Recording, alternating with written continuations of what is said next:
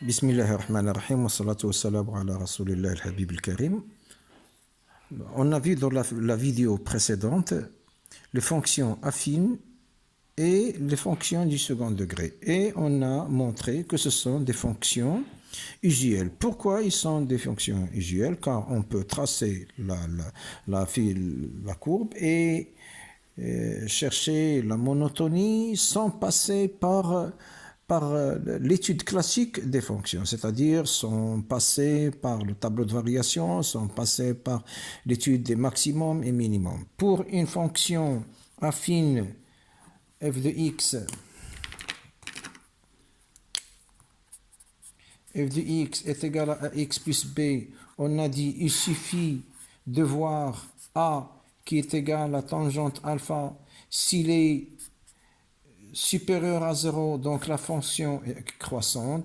Si la tangente alpha, c'est-à-dire a, est inférieure à 0, alors la fonction est décroissante. Pour la fonction f de x est égal à x carré plus bx plus c, on a dit qu'il suffit de voir a et b sur a moins b sur 2a. C'est-à-dire quoi? C'est-à-dire moins l'infini moins b sur 2a plus l'infini. C'est-à-dire quoi? La fonction si a est supérieure à 0. Donc la fonction, elle est convexe, elle est comme ça. Donc elle est décroissante ici et croissante ici. Et ça, c'est moins b sur 2a. C'est-à-dire quoi? De moins l'infini à moins b sur 2a, la fonction elle est décroissante. De moins b sur 2a à plus la fonction est décroissante. Et ici, j'ai bien sûr f de moins b sur 2a, tout simplement. Même chose, si maintenant a est négatif,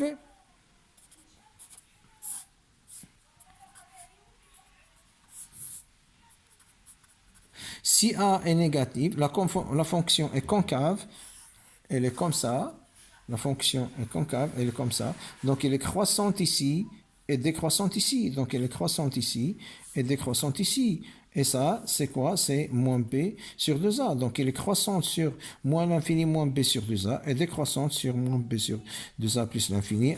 Et ici, c'est moins f de moins b sur 2a. Bien sûr, pour savoir l'intersection entre la courbe et l'axe des x, c'est-à-dire, est-ce que j'ai une fonction qui est au-dessus de l'axe, c'est-à-dire delta ici est inférieur à 0 et a supérieur à 0, ou bien j'ai cette forme-là, aucune intersection avec l'axe, c'est-à-dire la delta est inférieure à 0 et a est inférieur à 0, ou bien j'ai cette forme-là, c'est-à-dire quoi?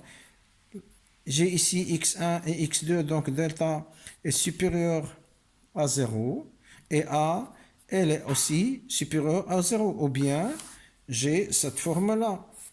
Voilà x1 et x2. J'ai ici delta est supérieur à 0. Par contre, a, elle est inférieure à 0, donc elle est concave. Et j'ai la dernière, c'est quoi? C'est comme ça. C'est-à-dire, delta est égal à 0 et x0 égale à moins b sur 2a. Delta est égal à 0 et a supérieur à 0. Sinon, j'ai cette forme-là, c'est-à-dire delta est supérieur à 0 et a est inférieur. Delta est égal à 0 et a est inférieur. C'est ce qu'on a vu dans la vidéo précédente. Dans cette vidéo, on va essayer de voir la fonction, une nouvelle fonction homographique usuelle dite la fonction homographique. La fonction homographique, c'est quoi? C'est ax plus b sur cx plus d. On appelle ce genre de fonction un rapport entre deux polynômes de premier degré. Ça s'appelle une fonction homographique. Mais attention, on ne peut dire une fonction homographique que si on remplit deux conditions. La première condition, c'est quoi? Il faut que C soit différent de 0.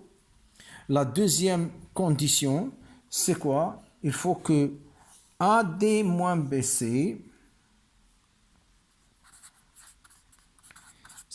c'est-à-dire le déterminant, AD moins BC, il faut qu'il soit différent de 0.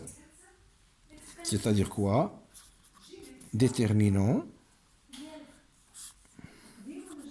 ABCD, AD moins BC. AD moins BC est égal à 0. Il faut qu'il soit différent de 0. Bon, il faut faire attention à ces deux conditions. Si on a C égale à 0, ou bien AD moins BC est égal à 0, la fonction n'est pas homographique. Seulement, je veux bien parler un peu de cette notion de condition. Il faut faire attention aux conditions. À chaque fois que j'ai une condition, il faut faire attention, car ce sont les conditions qui déterminent la règle. Prenons un exemple. Supposons, j'ai écrit ici, les conditions, c'est une importance, grande importance dans les maths. Supposons que j'ai AB, la racine de AB est égale à la racine de A, si A et B sont purement positifs. Très bien. La condition, cette condition, elle est importante et déterminante. Sinon, supposons que j'ai A maintenant, la voilà, et B, la voilà. Si je dis la racine de A et B est égale à la racine de A fois B sans passer par cette condition, j'aurai ici une contradiction. Pourquoi? Car la racine de A moins A fois B, tel que A est égal à moins 3 et B est égal à moins 4, moins 3 fois moins 4 est égal à 12. Racine de 12 appartient à R. Si je dissocie, on a dit que la racine du produit égale le produit des racines. Si je dissocie ici, j'aurai la racine de 3 fois la racine de moins 4. La racine de moins 3 n'appartient pas à R. Et la racine de moins 4 n'appartient pas à R. J'aurai ici un nombre qui appartient à R. Et ici, un nombre qui n'appartient pas à R. Donc, il faut faire attention à cette notion de condition. Toujours, il faut satisfaire la condition avant de passer à la règle. Je vais vous parler un peu de ces deux conditions. Je vais prendre cette condition-là et je vais prendre cette condition-là. Je vais prendre l'inverse ou la négation de ces conditions pour voir l'impact de ces conditions-là sur la fonction homographique AX plus B sur CX plus D. Très bien.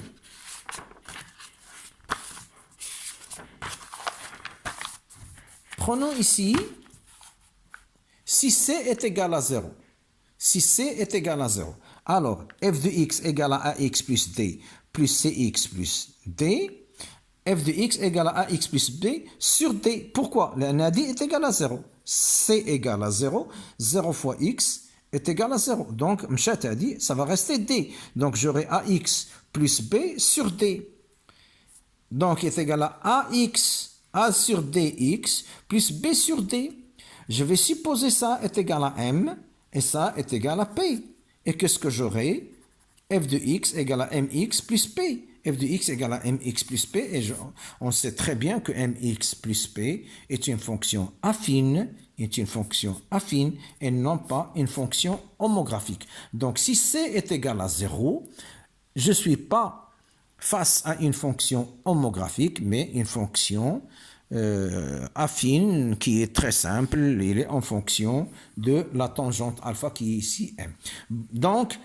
Donc C ne doit pas être égal à 0.